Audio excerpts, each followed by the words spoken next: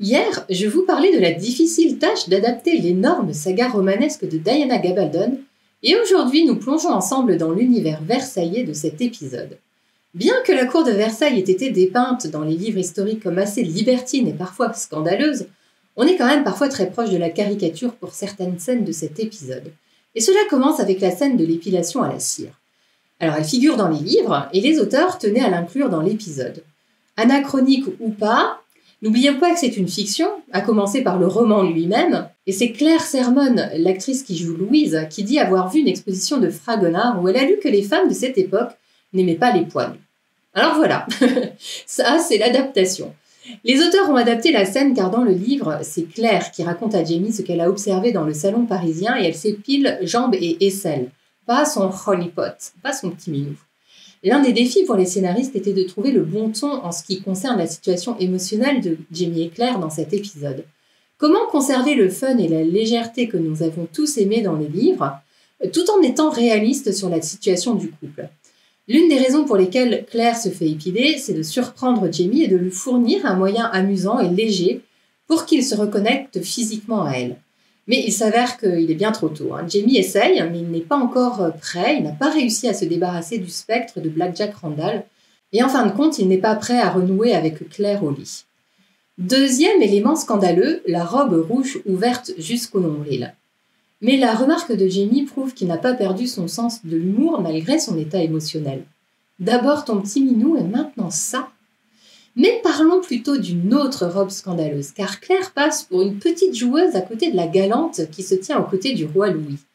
Cette robe somptueuse dans ses drapés de tissu, mais qui est surtout remarquable car elle laisse largement apparaître la poitrine généreuse de celle qui la porte, laquelle poitrine est ornée de piercings en forme de cygne dans les tétons. La question est de savoir si ce genre de vêtements aurait été porté dans le Paris du XVIIIe siècle. De la même façon que l'univers Outlander est rempli de puristes du livre qui analysent et généralement déplorent chaque moment où la série s'éloigne du livre, un groupe d'historiens note également chaque modification apportée par Diana Gabaldon aux faits historiques. Et je redis ce que je disais en introduction, l'œuvre de Diana est un livre de fiction. Le voyage dans le temps n'existe pas. Désolée. Donc cela signifie que son écriture est vaguement basée sur une période, mais ce n'est pas un livre d'histoire. Bien qu'entre nous, il y a beaucoup de recherches historiques qui sont réalisées par l'auteur du roman et aussi par les producteurs de la série. Et à ce titre, c'est un rappel qu'elle a fait lors du Festival du Livre à Édimbourg, où Diana a donné une interview fort intéressante que vous pouvez retrouver sur la chaîne YouTube du festival de ce Festival du Livre.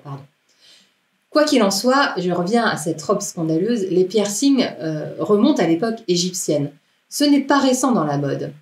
Alors pourtant, il n'existe pas de peinture ou de bijoux historiques montrant ce style de piercing de téton au XVIIIe siècle. Terry Dresbach, la costumière, s'en est donc remis à la description de Diana dans son livre et a fabriqué les bijoux en pâte fimo sur la table de sa cuisine. En revanche, fait très intéressant, savez-vous qui a fait les piercings dans les seins de la favorite du roi ? Si vous avez lu le tome 2, le Talisman, vous n'aurez pas manqué de lire que c'est Maître Raymond en personne. Pour finir cette capsule scandaleuse, je pense vous apprendre quelque chose en vous livrant qu'un grand mythe écossais a failli être résolu dans l'épisode. Vous voyez de quoi je parle ? Quelle est la question que tout le monde pose à un homme qui porte un kilt ?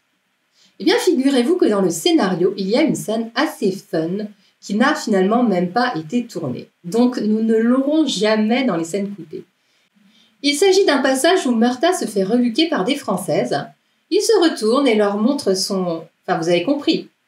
Et ça permet de répondre à l'éternelle question « Qu'est-ce qu'un Écossais porte sous son kilt ?» Je vous propose d'aller lire cet extrait du scénario sur mon site internet dans l'article consacré à l'épisode. Vous y trouverez aussi un lien vers 3 scènes coupées de l'épisode en VOSTFR. Voilà, vous avez de quoi vous plonger dans l'épisode d'ici à demain. Je vous parlerai d'un autre débat qui a agité et qui continue d'agiter la communauté des fans. Prenez soin de vous.